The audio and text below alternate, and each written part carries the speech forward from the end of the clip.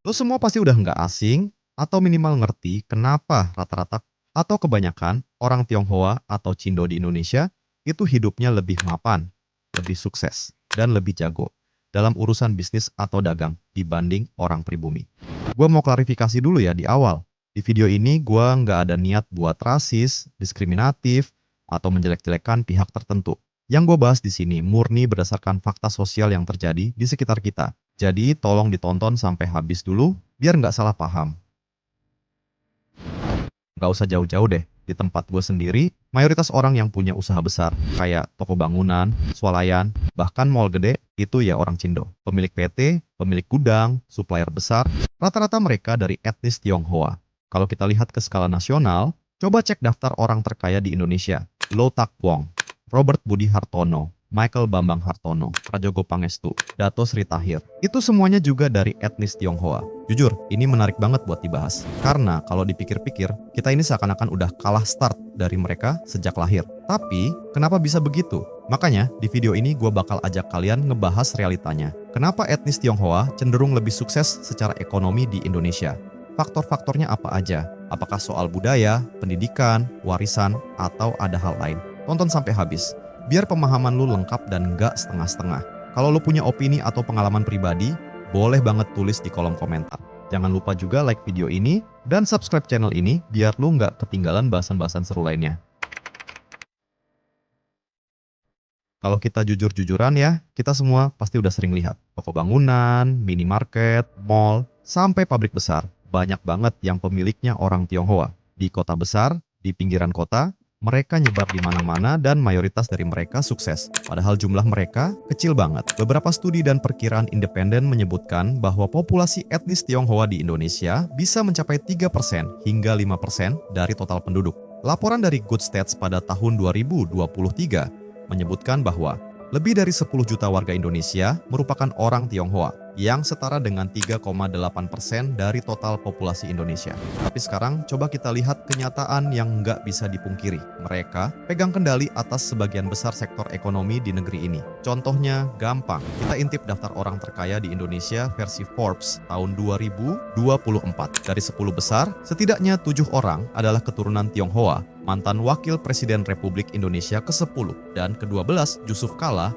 menyampaikan pandangannya mengenai dominasi ekonomi oleh etnis Tionghoa di Indonesia. Beliau menyatakan bahwa meskipun populasi etnis Tionghoa di Indonesia hanya sekitar 4,5% dari total penduduk, mereka menguasai lebih dari 50% ekonomi nasional. Menurutnya, hal ini menunjukkan kekuatan ekonomi yang jauh melebihi proporsi jumlah mereka dalam populasi. Mereka bukan cuma kaya secara individu, tapi juga menguasai berbagai sektor penting, perbankan, retail, tambang, properti, dan distribusi barang. Sebut aja BCA, Alfamart, semuanya punya akar yang kuat di komunitas Tionghoa. Dan dominasi ini bukan cuma di level atas, di tingkat lokal pun kita bisa lihat pola yang sama.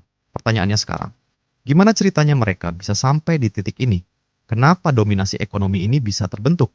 Dan apa yang membuat mereka punya keunggulan yang seolah-olah sistemik? Kedatangan orang-orang Tionghoa ke wilayah Indonesia sudah terjadi sejak abad ke-5 atau ke-6. Bahkan beberapa sejarawan menyebut lebih awal lagi. Lewat jalur laut dari Fujian dan Guangdong, para pedagang Tiongkok datang membawa barang seperti sutra, keramik, teh, dan logam. Mereka berdagang dengan kerajaan-kerajaan besar seperti Sriwijaya, Majapahit, hingga Demak. Menurut sejarawan Ong Hok Ham, etnis Tionghoa punya posisi unik dalam sejarah Indonesia. Mereka bukan penjajah, bukan pribumi, tapi perantara yang sering jadi jembatan antara kekuasaan dan pasar.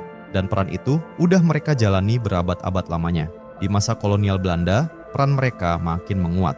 Pemerintah kolonial, lewat kebijakan politik rasial, justru menempatkan orang Tionghoa di kelas sosial menengah. Mereka diberi peran penting dalam sistem ekonomi kolonial, jadi penyewa pajak, pajter, hingga perantara distribusi barang impor dari Eropa ke pedagang lokal. Belanda sengaja membentuk sistem rasionalisasi ekonomi, di mana etnis Tionghoa difungsikan sebagai middleman minority, kelompok minoritas yang memegang peran sentral dalam distribusi barang dan jasa. Ini bukan hanya taktik ekonomi, tapi juga strategi politik. Sosiolog Amy Chua dalam bukunya World on Fire menyebut ini sebagai bentuk khas dari market dominant minority, minoritas etnis yang secara historis dan struktural justru mendominasi ekonomi. bahkan di negara di mana mereka secara politik marginal. Dan ini terjadi jelas banget di Indonesia. Nggak cuma itu, di wilayah-wilayah seperti Kalimantan Barat, komunitas Tionghoa bahkan mendirikan semacam pemerintahan sendiri seperti Republik Lanfang pada abad ke-18. Ini adalah federasi kongsi tambang emas yang punya sistem pemerintahan, mata uang, dan sistem hukum sendiri. Bayangkan, jauh sebelum Indonesia berdiri, mereka udah bisa membangun struktur sosial dan ekonomi sendiri yang mandiri. Masuk ke era kemerdekaan, warisan ekonomi dan jaringan dagang ini tidak hilang. Justru bertahan dan berkembang. Bahkan ketika Orde Lama sempat menasionalisasi perusahaan asing dan menerapkan retorika anti-kapitalisme, kelompok pengusaha Tionghoa tetap bertahan, meski dalam tekanan. Dan ketika Orde Baru naik pada 1966, dengan semangat stabilisasi dan pertumbuhan ekonomi, Soeharto justru menggandeng kembali para Taipan Tionghoa sebagai mitra ekonomi. Tokoh seperti Liem Sio Leong, Salim Group, dan Eka Cipta Wijaja, Sinarmas, tumbuh besar karena kedekatan dengan penguasa. Inilah fase baru dominasi ekonomi mereka, bukan hanya di pasar tradisional, tapi di sektor strategis, perbankan, agribisnis, properti, dan industri. Dari sinilah akar kekuatan mereka makin kuat. Mereka sudah punya sejarah panjang, modal sosial, jaringan keluarga, dan budaya dagang yang diwariskan turun-temurun. Tapi, bukan itu saja yang membuat mereka bertahan. Mereka juga belajar adaptif. Saat diskriminasi datang, mereka memilih diam, bekerja, dan menyusun ulang strategi. Sementara banyak dari kita mungkin masih sibuk bertanya kenapa. Dominasi ekonomi mereka bukan sekedar soal etnis, tapi hasil dari kombinasi warisan sejarah, kebijakan kolonial, kemampuan adaptasi, dan budaya kerja keras yang ditanam sejak kecil. Apa sebenarnya nilai-nilai budaya dan cara berpikir mereka yang bikin mereka bisa beda banget dari mayoritas? Sekarang pertanyaannya, kenapa mereka bisa begitu berhasil? Kenapa etnis Tionghoa seolah punya pola hidup yang bikin mereka unggul dalam ekonomi? Jawabannya nggak sesederhana, mereka pintar dagang atau mereka punya modal. Jawabannya ada di nilai-nilai budaya yang mereka wariskan dari generasi ke generasi. Pertama, etos kerja. Dalam keluarga Tionghoa, kerja keras bukan sekedar keharusan, tapi prinsip hidup. Banyak dari mereka yang sejak kecil sudah dilibatkan dalam bisnis keluarga. Anak-anak diajarkan cara menghitung uang atau sekedar bantu di toko, bukan eksploitasi, tapi pendidikan informal yang membentuk mental bisnis sejak dini. Budaya hemat dan menunda kesenangan juga sangat kuat. Mereka terbiasa hidup sederhana meskipun sudah kaya. Jarang kita lihat keluarga Tionghoa pamer kemewahan secara berlebihan. Uang disimpan, diinvestasikan, atau diputar kembali, bukan buat gaya hidup. Hal ini kontras dengan sebagian budaya konsumtif masyarakat kita, yang seringkali baru dapat gaji sedikit, langsung habis buat gaya. Kita sering lebih suka kelihatan kaya daripada benar-benar kaya. Pendidikan sebagai investasi utama. Dalam keluarga Tionghoa, pendidikan itu harga mati. Nggak peduli mau dagang tempe atau punya usaha besi tua, anak-anak mereka didorong untuk sekolah tinggi. Bahkan rela kerja siang malam asal bisa nyekolahin anak ke luar negeri. Karena mereka percaya satu hal, pendidikan bukan sekedar ijazah, tapi cara berpikir. Seorang sosiolog, William Liddell, pernah mengatakan bahwa keluarga Tionghoa punya pola intergenerational social mobility, di mana generasi tua bekerja keras supaya generasi muda bisa naik kelas lewat pendidikan. Ini bikin mereka terus berkembang dari generasi ke generasi.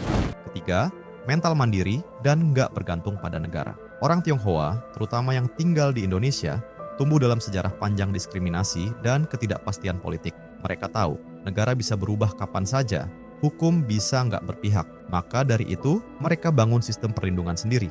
Komunitas, jaringan dagang, simpanan uang, dan usaha keluarga. Mereka nggak berharap banyak pada bantuan pemerintah. Beda dengan sebagian dari kita yang masih bergantung pada subsidi, bansos, atau berharap jadi PNS. Bagi mereka, usaha sendiri lebih pasti daripada janji-janji sistem. Terakhir, dan ini penting, mereka punya mental minoritas yang tahan banting. Sebagai kelompok yang sering jadi korban diskriminasi, mereka belajar satu hal penting, survive in silence. Mereka tahu kapan harus bicara, kapan harus diam. Mereka belajar membaca situasi sosial dan politik. Dan yang terpenting, mereka tahu bahwa yang bisa menyelamatkan mereka bukan negara, bukan politik, tapi ekonomi. Semua ini kerja keras, hemat, pendidikan, mandiri, jaringan kuat, dan mental tahan banting. Jadi fondasi yang membentuk mereka sebagai komunitas ekonomi yang kokoh. Dan semua itu nggak ada hubungannya sama ras. Itu semua soal nilai, soal budaya, soal mindset. Dan itu artinya kita pun bisa menirunya. Sekarang kita sampai pada pertanyaan yang tak kalah penting.